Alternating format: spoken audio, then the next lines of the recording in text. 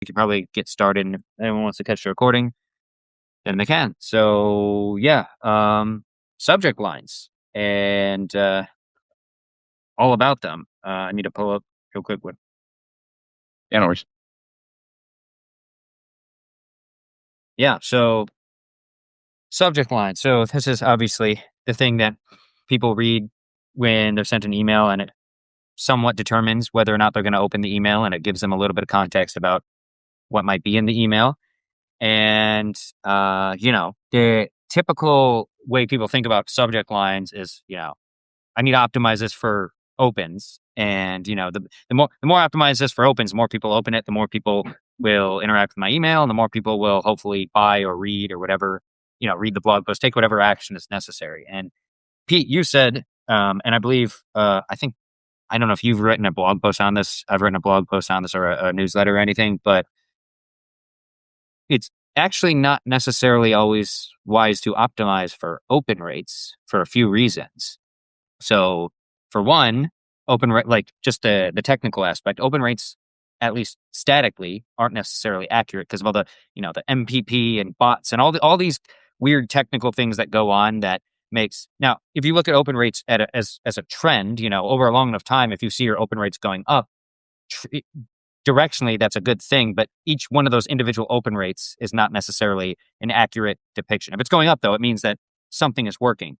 But just trying to optimize for open rates is not necessarily good, because it'll besides that'll cause it to result in less sales because you're optimizing for something that's influenced by bots and these other things. But the other thing is you're optimizing for people to just open the thing, and that's it. Like whatever gets them to open the most. What you should be doing, or at least trying in some emails, is optimizing for clicks, which obviously if you do that, it sounds kind of counterintuitive because it's like, isn't it the thing that gets the person to open the email? But it is. But if you're optimizing for clicks, like the click should kind of like what's in there should kind of like pay off from the subject line, because the subject line you can use a super clickbaity thing to get the open, and then the email can be only slightly relevant or not really like be the big promise or whatever, or kind of pay off what the subject line implies or promises. But if you're optimizing for clicks, it makes sure it ties those things together. So, I mean, do you have any thoughts on that? You kind of brought up that idea originally, so Yeah, so almost all my emails that make me the most sales usually get me the most unsubscribes, the highest clicks, but not always the highest opens. Like sometimes I'll send an email to my list, and it'd be like 50+%, right? And clicks are like 1.5, and I make maybe a sale or two, if not nothing. But then I'll send another email to my list like a day or two later, and it'll get like a 37% open. Which, if you look at that just metric wise, if you're the kind of person that worries about opens, you'd be like, oh my God, that email failed. But the click through is like 3.7%, and you yeah, get like 4 sales, right? Something I've usually noticed is the things that make a subject line more relevant to increase sales is some form of implied benefit, urgency, scarcity. And that's about it. Like curiosity works. I'm not going to deny that. One of my favorite, if you want to call it a template, it's more of a formula. Almost all my subject lines, I try to use some form of curiosity because that's going to ensure the open, but some kind of implied benefit too. If you can have both of those in your subject lines or even your headlines too, they will perform better, right? Like, for example, if you said lose lose uh lose 3 pounds or lose 10 pounds in 3 weeks, and you're in the weight loss niche, that's gonna get a fair amount of opens, right? Like anybody who's trying to lose weight, that's probably gonna catch their attention. However, if you wanted to add some kind of curiosity to it, you could put something like the 5-cent spice already in your pantry that causes you to lose 10 pounds in 3 weeks, right? Now we got curiosity, and Like it's kind of like double curiosity too, because like, and it's already like you probably already have it. So now you're like, oh shit, I need to open that, right? But then there's also the implied benefit too, right? And you can actually, one of the things that actually makes subject lines even more powerful is specificity, right? So even if you're saying there's benefit, which is lose 10 pounds in 3 weeks, yeah, that's the outcome. But like, what's the visceral feeling that somebody's going to feel with that, right? Or what can you say that almost punches that up and makes people go, oh shit. So it could be like drop a dress size in 3 weeks with this 3 cent spice, Hmm. right? Yeah. So now it's shorter, it's punchy, or it's more visceral, puts an image in the person's mind because now it's more specific. And that's going to just increase your opens, increase your sales too, right? And anything like that too, right? So that's what I found with subject lines. Straight curiosity will always get high opens. For me personally, my best performing subject lines are what I call the emoji bomb, right? Yeah. I saw Ian Stanley do this like I think it was like 5 years ago for the first time, and I was like, oh, that's smart. And then I see Chris Orzakowski basically using it all the time now as well. And then I was like, I just started doing it myself, right? So if it's Halloween, your subject line is going to literally be a bunch of freaking jack o' lanterns all over the place. When it's Thanksgiving Christmas, is it's going to be turkey. what's that? I said Thanksgiving, it's turkeys. At least here. Exactly, Yeah. right? When it's Easter, it's the Easter bunny, right? And like, because that's what a lot of people don't realize is like subject lines. Yeah, you can use words to catch people's attention, but the whole purpose of the subject line, the only purpose, is to get the email noticed, Yeah. right? So in a sea of an inbox that's overflowing with emails, if everybody's using text only, if you just like 40 emojis, like, that's going to stand out. People are probably just going to click on it just because, right? And like obviously there needs to be a bit of payoff there. Like we already implied that like when we introduced what we were talking about today. And that's by far the most important thing, specifically if you're using some form of curiosity, is you're only as good as your last email. So it'll work a time or two if you just use just straight curiosity and people get on, like they click, they start reading your email. If they feel let down in any way, and you'll be able to tell when you did this, right? Because your opens will be like 45%, 50%, 47%, 35, 35, 35, and you're like, oh shit, what did I do? Right? So like if you check your sender score, you go through Google Postmaster and you see that you didn't get any spam complaints, but all of a sudden your opens are dropping, then that means like you probably weren't given a good enough payoff, which is like everybody's seen clickbait before. Nobody really likes it, but Yeah. yeah, you can't let people feel let down. That's vitally important. Do you have anything to add to that? I was gonna say, yeah, there's like a diminishing returns. Like you can deploy like pure curiosity, especially on something like if you're sending like one of those fun Thanksgiving emails or Halloween emails where you do the emoji bomb. But like you can deploy it like sparingly in case like the payoff isn't as strong. But if you just like do like eyeball grabbing like curiosity constantly, and then the email doesn't really pay off, people look at like especially in there's like a never ending sea of emails in their inbox. Like I'm on a bunch of lists on my burner email for swipe file slash analyzing emails. And it's like, if that's like the average person's like email inbox, like they're not going to like, if you do that like 2 or 3 times, they're going to be like, I don't care, like Yeah. the curiosity stops working. So there should be, they open it and then the email doesn't really pay it off. Like the whole point of the email is not to get the email opened. It's to get someone to take usually it's buying, but it could be getting them to read your latest blog post or download something for free or go check out someone else's list if you're doing like a list swap or something. And so the subject line should therefore be optimized for or in this case, the action the email wants you to take, which is usually to click. And Yeah. yeah, rather than just like, hey, what can I do to get people to open? That that doesn't really work very long. Usually, like you said, it's curiosity plus benefit. I actually have kind of an example. I liked what you were talking about earlier. I actually I was writing a story-monial for a new client of an agency client of mine, and Nice. it had numbers to it. It was like a thing that like saves people money, and it was like they saved like several $1,000s over a few months. It's on more expensive kind of purchase basically, and like that's specificity in the subject line, but it's also, and it's curiosity too, but it's also promising a benefit because it's like, it's not saying they will save exactly that same amount of money because it depends on the Yeah. thing. Trying to be vague to not give away who the client is, but the thing that people are buying that they then save money on. But it does imply that you could save a bunch of money in a defined time period. And I can't remember. I think I also used the customers' words just like as a one thing I like to do is use the customer's words as a subject line because it ties directly to the story in a storymonial. But Do you put it in quotes? Because I find that works. yeah, yeah, put it in quotes and Yeah. say like Yeah. Yeah. I saved X amount of money in Y number of days or something like that. As long some version of that fits. But on your point, I like the idea of because I originally did this in the copy, then I decided it was kind of over explaining, but the amount he had saved was enough to like buy another month's worth of that thing he had saved money on. So it was he saved a few $1,000s and that was enough to buy like another month's worth of those things basically.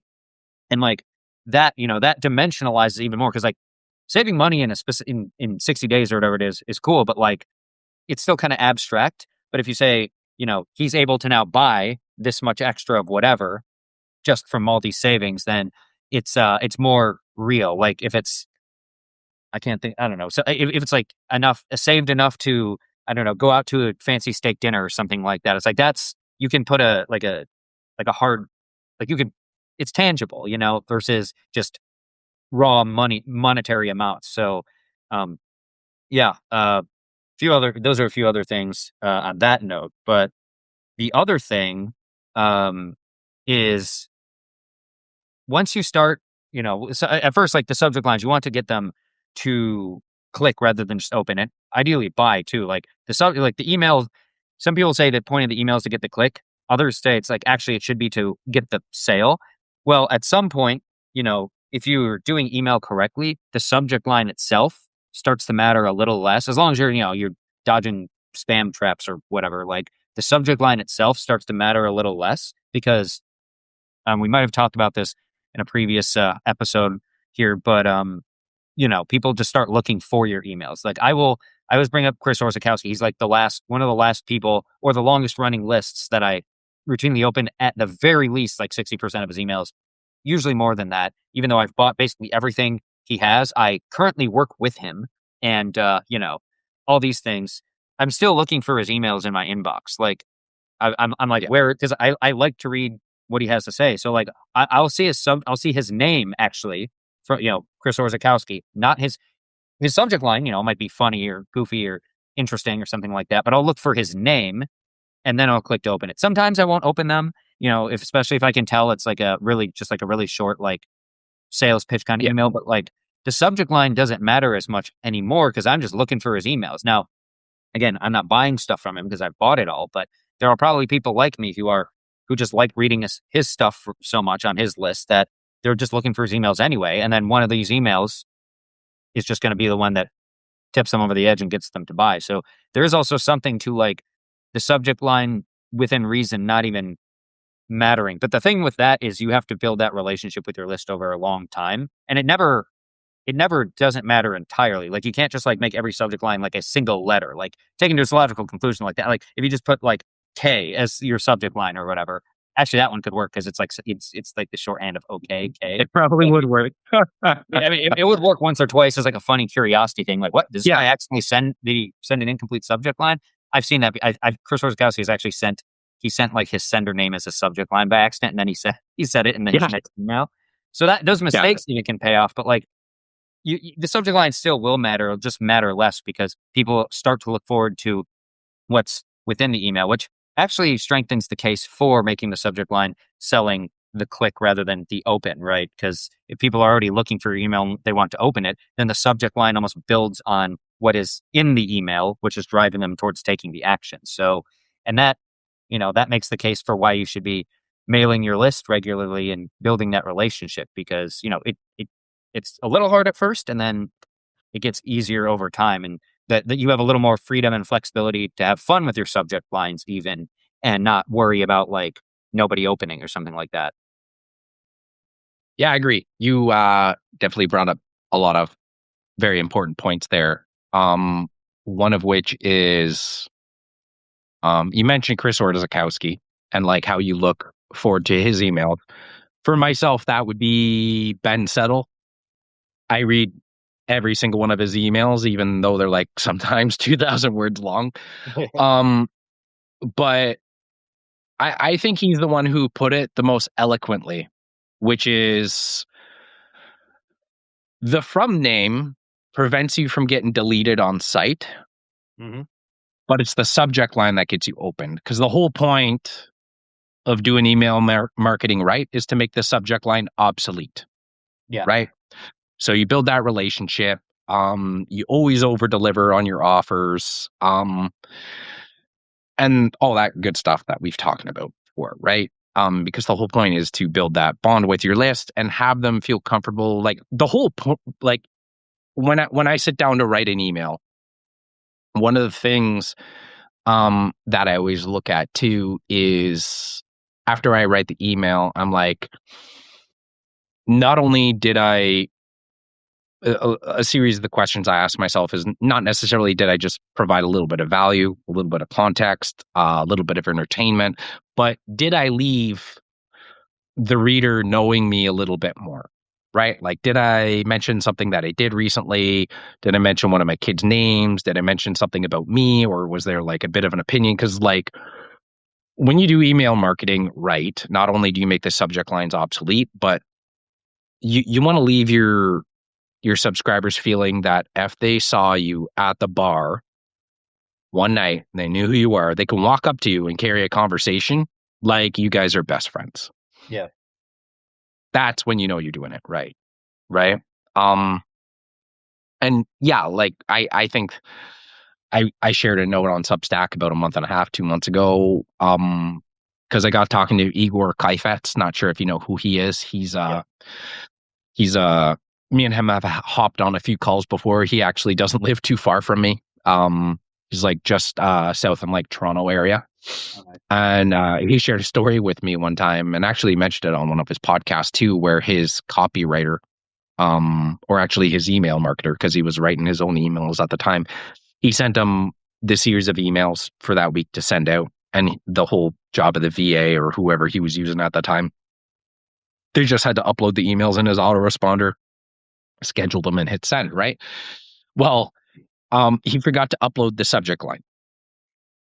So when he saw, like, just like the rest of us email marketers, all of us, of course, subscribe to our own newsletters because we're all a little narcissistic and and want to see if it's landing in the right tab or even bump up that subscriber count when you're first starting out. It's like, yeah, I'm at 101 subscribers. Three of them's me. Um, Yep. but like he mentioned, like he saw the email come in and he was fuming because the subject line said insert subject line here. And he's like, what the fuck? Right? Like he snapped. Yeah. Um, but then when they checked the metrics the next day, the open rate was the same as the first 3 days. Because, well, like we mentioned, not just that, the whole insert subject line here kind of like comes off as like a joke and a little intriguing as well. But like, yeah, it's not necessarily the subject line that matters, but I have seen subject lines increase sales by as much as 200%, right? So, like, especially in a promo, everybody knows that last chance email. Everybody hates sending it because it's such a boring subject line and everybody's used to seeing it. But if you do a last chance or gone in 1 hour or price doubles in 30 minutes or whatever, that will always be your most profitable email you send in any campaign, right? Doesn't matter how many days your launch is or promotion or whatever you're doing. If you do not send that email, you're probably missing close to 20 to 30% of your sales you could have made, Yeah. right? Like and that's usually why when I structure a campaign or a promo, like like maybe you found this yourself too, right? Like the first day, you will probably get 30 to 40% of your sales and you might get a handful of sales in those in between days until the last day.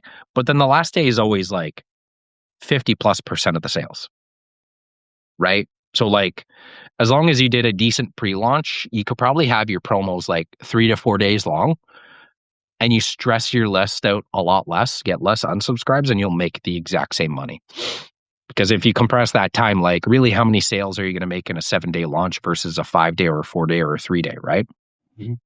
It's probably going to be about the same, except you're going to get less spam complaints depending on how many people you have on your list and how well curated your list is. But yeah, that like we were mentioning earlier when we first started out here, I've always found that whenever you use a lot of benefit in your subject lines, but also urgency and scarcity, those are ultimately what gets you the most clicks. But then something else you touched on too, um, which I kind of brought up as well when you were talking about the storymonial um email that you were writing. Mhm. So you weren't necessarily talking about the benefit, you were talking about the benefit of the benefit. So Yep. you were selling the thing that sells the thing, Yep. right?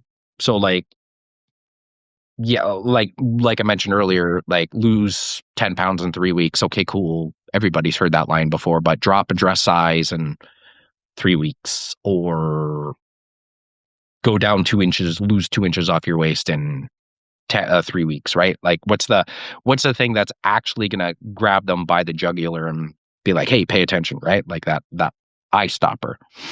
And that's what I find always works best. But that's not always easy to do. But I have also had a lot of luck with like one word subject lines too, especially if it's like all uppercase, like you use like failure or success, or use the F word, but you like blanked out the first few letters, right? Like I've done that before and only been yelled at by a handful of subscribers, or they're, this is really vulgar. Do you know that you got women on your list and this is not a. I was like, yeah, I also mentioned I was a mechanic for 20 years. So this is me not even being bad. But yeah, I find one word subject lines work well, 2 word. But yeah, the one thing I haven't tried yet, which now you got me thinking, is like a single letter, like you screwed up, right? Because something else I've seen Chris Orzakowski do, which was kind of funny, is he just cuts the email off, Oh yeah. right? Like he writes an email, and then you get about 3/4 of the way through it, and then there's an ellipses, but the email stopped, Yeah.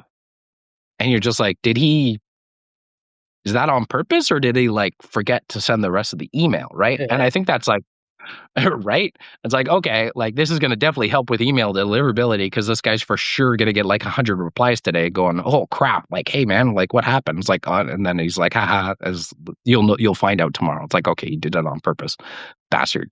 But, but yeah, that's also a thing that people don't realize also helps open rates too is, and this is something I like to do often, especially like if I put a lot of thought into what I'm going to be talking about for the week, right? So something I like to do is, especially pre-launch, or if I'm planning on selling something and I want to use a little bit of inception to put the idea of like what I'm going to be selling the following week in people's minds, is I will write a series of emails, usually about 3 to 5 emails, and I will either create cliffhangers or open loops that will then be closed in the following email.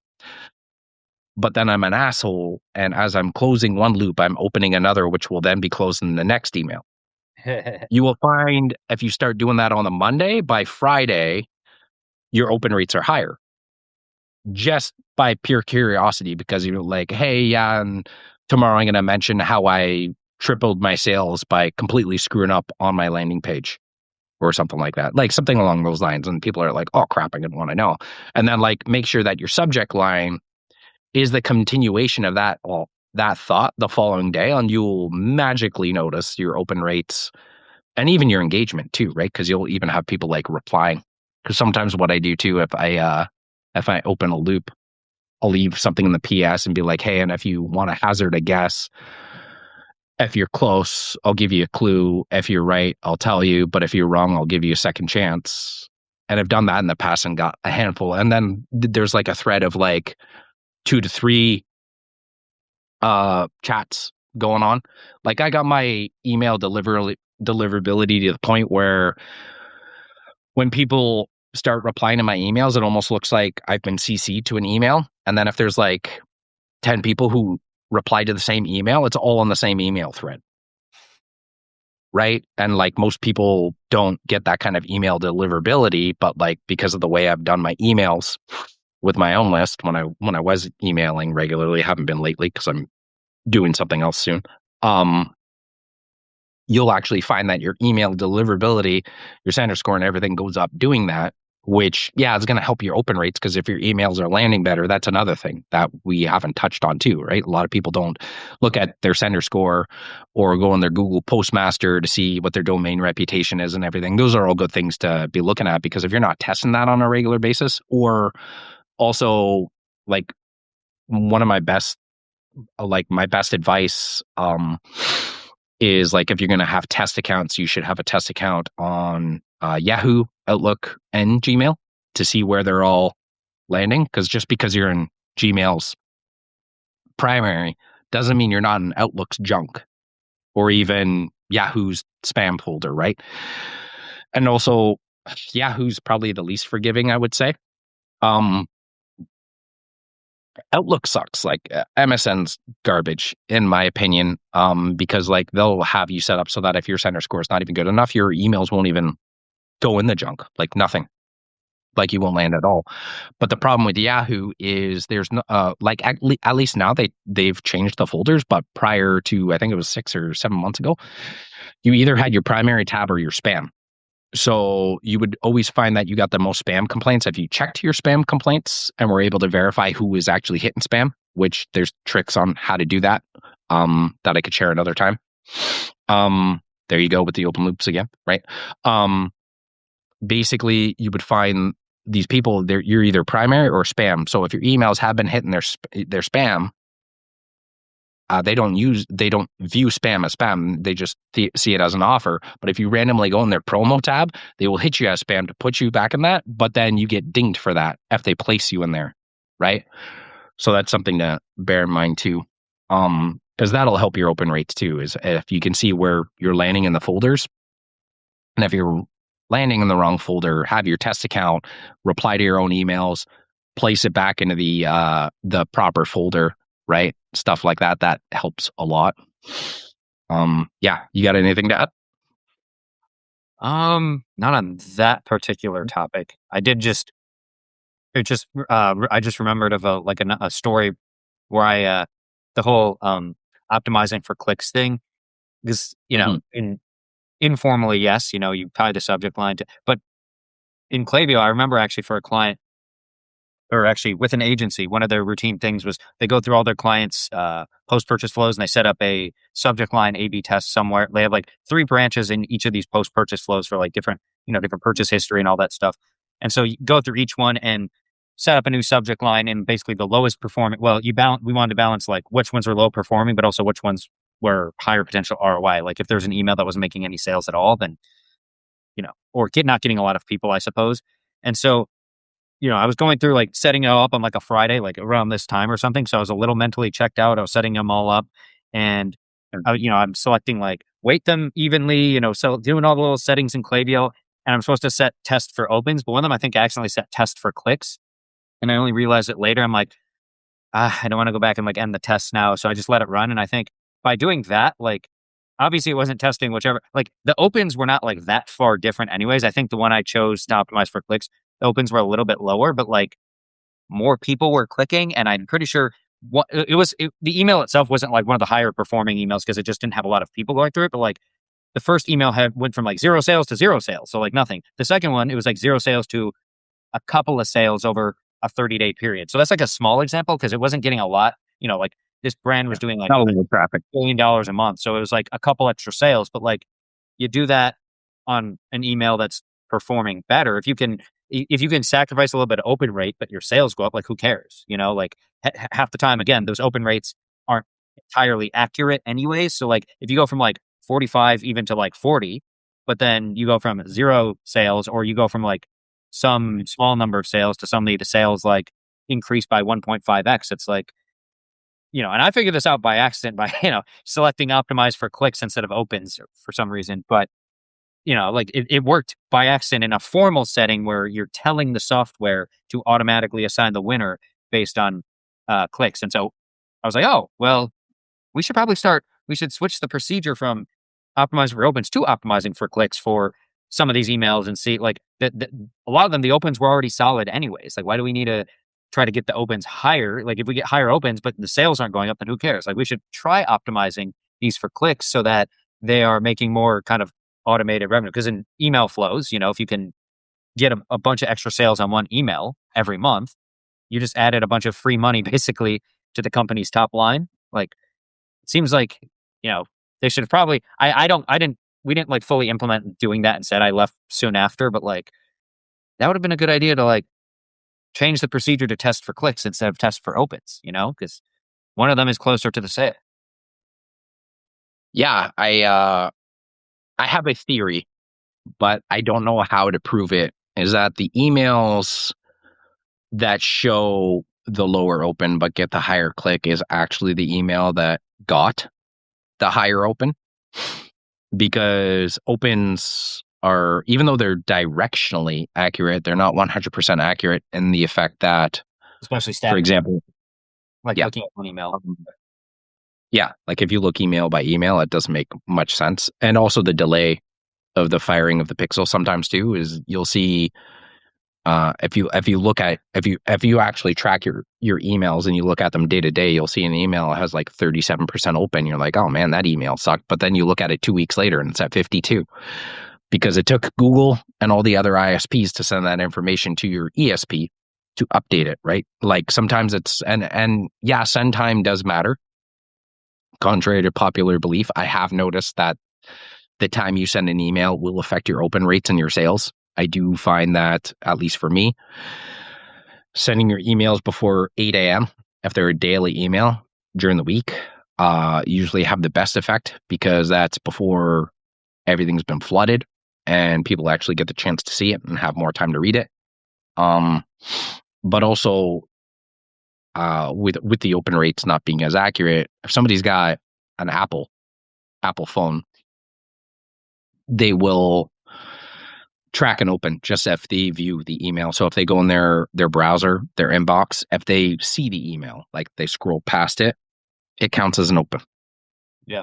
Even though they never opened it. But if they're an Android user like me and they have HTML turned off, like I do, you will not track an open.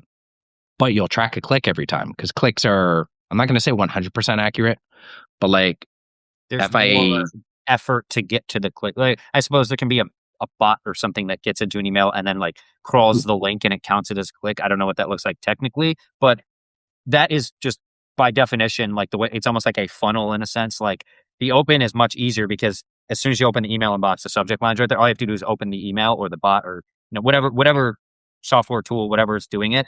But the click is now you have to get to the bottom of the email or you have to click on something in the email. So it's going to be just like inherently more accurate, even if it's not 100% accurate, which is like what you said. A slightly lower open but higher clicks could actually signify that it's actually getting higher opens because there's more people, opening it and interacting. It's not like one of those technical things. yeah, and if you, there's two ways to be able to tell if you got bots on your list. One is your clicks will naturally be higher, right? Like, so if you're sending daily emails, 1.5 to 3% click rate is great. When you're getting higher than that regularly, to have like a random email get like a 24% click through rate, which is insane. I've had that happen before. Yeah, that's definitely That's just, yeah, right. Like, this is like, okay, what just happened here? The way to tell is the minute you sent the email, clicks are tracked, right? So, not all ESPs do this, but at least the one I use, Berserker Mail, you can go to each email and it'll tell you the minute somebody clicked. So my emails are all scheduled at 7:45 a.m. EST. If I go in and my click through's been 2% for like a few days, whatever, which is fine. Okay, cool. If I go in there, but then there's somebody clicking on at 7:46, 7:46, 7:46, 7:46, 47, 7:46, and then 10:38, 11:35, and then 12:38, whatever. The ones that are after that 7:46, those are the real people clicking. The other ones are robots, right? Like then you want to do some kind of verification test to actually see if they're real people, because having bots on your list can damage your sender score and all that. It's not good. Because as much as it makes your metrics look good, the ISPs know that you have bots on your list and they don't look at you as a good sender if you keep them. Yeah. However, another trick is leave some kind of hyperlinked text in the email somewhere that's clickable, but you change the color to white so people cannot see it, which means the only people who will click on it is a bot, because the bots are designed just to click links, even though they can't see it, right? So you put it somewhere near the bottom of the email, you hyperlink the text, and you put it to white, and then, which it should, I would send a test email before you try this, obviously. If you view emails in dark mode like I do, you want to make sure that when it's put in dark mode, that white linked text will change to black in the dark mode. Otherwise, it's going to look really weird depending on what you put in that hyperlinked text. Because if you're like me, you probably put something kind of crude just to make yourself laugh before you hit send.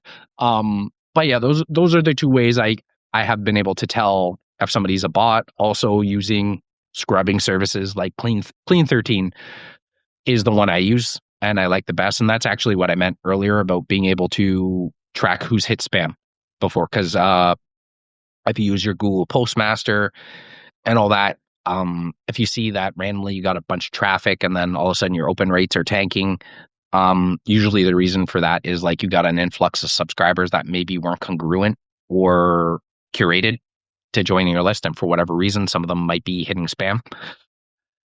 And the unfortunate thing is, Google Postmaster will tell you that you had spam complaints, but your ESP will not tell you. And that's a little trick that you can do is you do a scrub through Clean 13, and it will tell you not necessarily the people who have hit spam on your list, but if they've ever hit the spam button ever on anybody else's list, it'll tell you, it'll put a little ID next to their name. When you get the report back, it'll be like, this person's a spam complainer, this person is undeliverable, this person's inbox is nearly full, they haven't deleted their emails in 3 weeks, and your emails are going to start bouncing and all that kind of fun stuff. But it will also tell you who the bots are, because it can be able to tell within moments of sending, and it'll tell you, okay, here's all your bot accounts, delete them, here's all the complainers on your list. And that's also another way to increase your open rates, right? Because we were talking about like your domain reputation, sender score, and all that. A good way to help with that is to have a clean list. A lot of people think an email scrub is just going in and, hey, who hasn't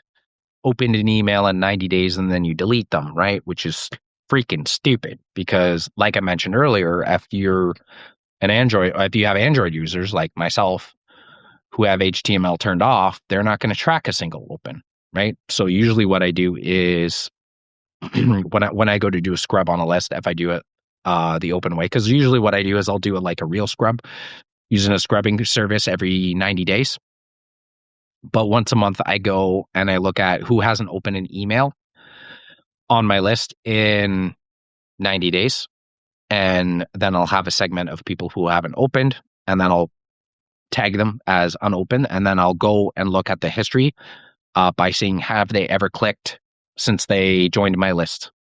If the answer is no, they get deleted, right? Because that's another reason why I also use the welcome email the way I do is it's also another reason why I don't really believe in these email delivered courses as a lead magnet all the time. But if you do have them, have something people can click on, because there's no way of getting people to engage unless you do that. So that's one of the reasons why I have something people can click on. Or even if I'm doing an email delivered course, in the PS of the welcome email, there's usually some kind of bonus people can get, right? Be like, oh, PS, if you want something extra, here's like, just give them something to click on. But then also I offer a special bonus for anybody who replies, right? Because I tell them, hey, and just to verify that you did get this email, it helps my stats, but also it ensures that you got what you signed up for. Reply to this email. Better yet, I'll even send you a free gift that complements whatever they signed up for, right? So then I'm covering all my bases, because then I also track you also see their names regularly too in your inbox, because I usually find People who reply to your welcome emails tend to be people who will respond to your other emails later too. And then you can keep your email list cleaner that way, because the more crud you get off your list, yeah, your stats will naturally look better, especially your open rates, because you're getting the people who aren't opening or the bots and whatever off your list. But also your email deliverability is increasing too, right? Because if you only have your best subscribers on your list, then you're going to have higher opens, right? So, Yeah. So I actually opened my own ConvertKit account to look at some of my past emails and subject lines, and a few things that we talked about are present. Like I do have, I have some emails that do have like they're not horribly lower than other open rate. They're like slightly lower, like what is that, like 3.5% lower, but then they have higher clicks. There's yeah, not told only you. fewer recipients, but also, yeah, slightly lower opens, but the click rate's a little higher because, I mean, for a variety of reasons Yeah. that we discussed. Um, and the only outliers I see are like I had an email about the other day when I was like probably narrowly avoided a potential carjacking or robbery in a parking lot. I that's that subject line. That one, it's relevant it's relevant to me. And then of course it's like what, like that subject line is going to be like, what the hell? Like Yeah. contextually to me, if it's like someone who always talks about like, I don't know, they have a newsletter about crime or something like that, that's not going to stand out. But for someone like me, like that's not what I talk about. So something like that's going to jump out. But something else I totally forgot about, something that I do with my list, and I've moved my newsletter over to Substack, obviously, but I still like to mail my list about my new articles a few hours later in case I missed it, just so I give them as many chances as possible to see my new article. Um, is I put new in brackets in my subject line for my blog posts for all of them. And obviously that's not just like a trick or tactic. It's like I'm trying to say like my new blog post is live. But I realize that if you have like some sort of recurring type of thing like that with your list, like if you have a weekly blog post or a weekly YouTube video or something like that, yeah. But that it kind of has it can boost opens. For one, the brackets and the new itself, like I said, it does grab the eyeballs a little bit more. Like it kind of gets a little dopamine rush when you see like new with brackets. It's like, oh, there's something new, right? Yeah. But people get used to seeing that and they get used to associating that with, okay, this is the new blog post that's coming out. This is the thing I signed up for, reading the blog post because, um, I've been doing a weekly blog post for a really long time now, a weekly newsletter, I guess you could say. So, like, I had a client too where he had a Monday YouTube video every Monday, and so we put, like well, I think it was just video, like in brackets or something like that, because new video might subject line might be too long. But people, and so if we just had like curiosity plus benefit in the subject line, that would do well probably. But by putting the video there, people know, oh, this is his new content. And so for things like that, it gets people used to, it's kind of like a microcosm of when people care less about the subject line because they just want to look for you. People care less about what the subject line actually says because they just see in this case, the new, and immediately know, oh, this is the new blog post. I'm waiting for this. It doesn't really matter what the subject line there is only informational. Like when I have, I published my post about like how to never run out of email ideas. Like the subject line is new, never run out of email ideas. It's obviously that's, kind of curiosity plus benefit. The benefit's pretty obvious there, but like it's only at that point, that subject line only informs them what's in there. It doesn't really drive the open rate all that much. What drives the open rate is that it's my new blog post and the new signifies that. So it kind of starts to, people are just looking for that, looking for the type of email, whereas the subject line, it helps with opens only insofar as like it's informing them of what's in there, not like it's making them excited to open. That's the new aspect. So that's kind of like I said, that's kind of like a microcosm when people are just like looking for your name or looking for your brand name. They're looking for some specific thing that they've learned to associate with some sort of valuable thing that they get by opening. So there's like other little techniques and tactics like that you can use. I've used the bracket thing before for other things with clients, not necessarily like weekly content, but things like that, using emojis. These things, like as much as like it's fun to dish on, tactics and techniques and hacks and whatnot, those things still do work when used, not overused, I guess. Sparingly. When you use them the proper amount, of course, also contextual. There are some people who like every subject line is an emoji, and maybe that's just their personality. But in general, when you use these kind of like tactics and hacks sparingly, for specific types of emails, like if you really want to get eyeballs on a specific thing, then I mean, they still work. The brackets, the emojis, I mean, customer words with what are they called, quotation marks to for like a story mono. These things all still work. Um, so I mean, you know, still worth trying every so often. Yeah, and you actually touched on a few things there that I think are important to dive in a little deeper.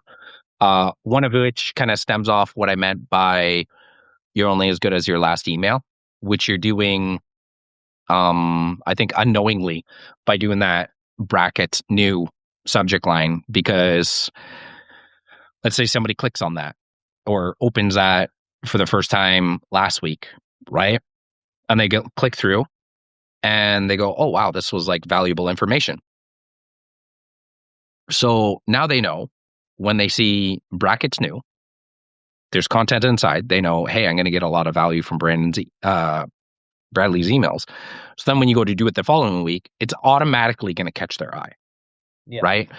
And then let's say you're doing it on the same day every week, you're essentially doing what Ben Settle refers to as world building, right? Like having a structure to the way you're doing things allows people to recognize you more, but also gives them something to look forward to, right? Because if they know, like you mentioned the YouTube video thing, right? Like there's a few YouTubers that I follow, or even a few podcasters that I know every Monday they're going to have a new podcast. So, like when it's Sunday night, or if it's Monday and I'm driving around, got to drop my kids off at school or whatever, I know, oh, yeah, crap, on the way back, I could listen to this because it's Monday, right? Like you're almost creating like this world around them Yeah. that kind of just like does all the relationship building for you, which is something you also touched on with your carjacking email, right? It's not necessarily something you talk about all the time, which allows it to get noticed. But because it's also a personal story too, you're doing that little thing that I mentioned earlier, where it's like, did somebody leave this email now knowing me a little bit more, Yep. right? Because not every email needs to sell um, an offer. Sometimes it's just straight selling the relationship, right? Yeah. And then that also makes your from name that much more important. So I just figured I'd dive into that a little bit more because I think that was good. Also in that email, I did let some personal opinions fly. So it's like, you know, Yeah. that's also part of building the relationship, which makes the subject line itself like, I mean, in this case, again, the subject line definitely grabbed out all that. It has a much higher open rate than any other recent email before and after. So, you know, the subject line did some of the work, but it's like, okay, now there's some of me in the email, some of my opinions, some of my takes, some of my own personal experience. So it's like the people on my list now know me a little bit better, and so they that was kind of like adding weight to the subject lines don't matter as much anymore. Like right now, I some of my subject lines I don't even like try too hard. I'll just kind of like write what I won't even like think about it. Like one of my subject lines is proof you can sell to a tiny list. It's like I guess that's like that's promise. It's curiosity plus benefit, but I didn't really like think too hard about it. I'm just like sitting there with the email. I'm like, what should the subject line be? And I'm like, I'll just type out exactly what it is. And like, I mean, that got basically the same amount of opens as other emails around it, like even almost the same amount of opens as an email about how, someone got more X amount of sales and Y number of days. Like it did almost just as well, even though it wasn't like, it was just kind of like, you know, not really thought about too much. So, um, you know, doing emailing long enough and providing something valuable, like with the blog post or something, and sharing stuff about you or about the brand or whatever, those kinds of things, like, again, it makes the subject line less relevant. Subject line becomes less about how do I get their attention? How do I get them to open? And more about just like quite literally informing them what is in the email. So it's less about, trying to get them and more about just like, how am I being helpful to my readers? Is this going to tell them that this email has something worth reading and potentially taking action on? It's becomes more like that than a gotcha game, so to speak. Yeah. And actually there's a I don't know why I didn't bring it up earlier because we got like 5 minutes left. But one of my favorite subject line styles to write is using contrast or juxtaposition. Right? Like, is there two words that shouldn't belong with each other, or an idea that kind of seems contrary to the other? And that's actually how I write a lot of my social hooks too that have performed the best. right? Like uh perfectly ethical persuasion secrets from a sleazy car salesman. Yeah. Right? Ethical, sleazy, shouldn't belong together, right? Um 6-pack ab secrets from a 600-pound man, right? Like there's an implied benefit there. There's definitely curiosity, but like now it's almost psychologically hard not to open that email because you're like, what? Or even like something that I've written before, which is like a the perfectly clean persuasion secret I learned from a dirty stripper. Oh, yeah, that one's loaded with And lots of yeah, I you probably remember that one. That was one I wrote about like my 19th birthday being taken out, and I was like, yeah, and then yeah. Anyways, won't get into that. But like also successful copywriting secrets from a failed priest, right? yeah. Success and failed shouldn't belong together. And then basically that email was talking about Robert Collier, who was like one of the best known copywriters of all time from the early 19th century and technically the creator of the sales letter. But what a lot of people didn't know about him is he was originally a priest. Oh, yeah. I didn't know that. I have And to then look at that there. yeah, yeah, it's like encyclopedic and it's very, very dry. But then I just talked about some of the principles he talks about in his book, but I introduce him as Robert Collier and then the whole failed priest thing. And then people are like, oh, okay. And because like we mentioned earlier, always have like that payoff too, right? But yeah, Yeah. that's probably my favorite one to use. And I do use it sparingly because it does work really well. But you also don't want to use any subject line style too often because then people know about ad blindness. Subject line blindness is the same because I used to use the word secret a lot and it works, but use it too much and you'll find that it just doesn't work as well because there's other ways of implying a secret without using the word secret as well. Yep. Yeah, Yeah. man. Well, we're coming up on the hour here, so I think that's a good place to conclude. Um, Yeah, man. Anybody got any questions?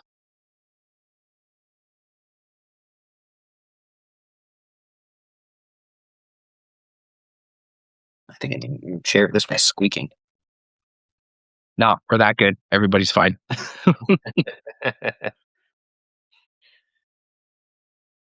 Well, Yeah, uh, yeah, I think we beat that one to death. So yeah, a lot of subject line talk. So, and we didn't even talk about yeah. preview, which maybe we can integrate that into next week, perhaps. What was that? We didn't talk about what? Oh, preview text. Preview text, Oh, preview crap. letter. Yeah, that's right. Yeah, maybe we can talk about that next week, perhaps, or integrate that into Yeah, another for next week. So, yeah. Preview texts and first lines because that's actually one of the things about Berserker Mail that I noticed. There's no preview text option. So my first line is my preview text. okay. Oh, that creates some interesting challenges then. Some interesting Yeah, wrangling. that, that Yeah. that's why my a lot of my first lines are very very um dramatic.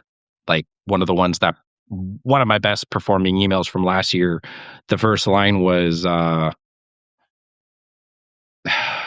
was something about like it was the email about me having to put my dog down.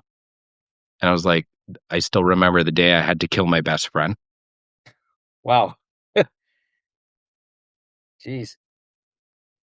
And then it was a very like dramatic beginning. And then I mentioned the dog and how he had cancer and then what had happened because of that. And then the lessons learned from it that actually, yeah, anyways, won't get into it. But like that's, that's a good first line. And also like another one I've used before is like, I think that the name was Johnny. Like Johnny didn't know he was going to die that day.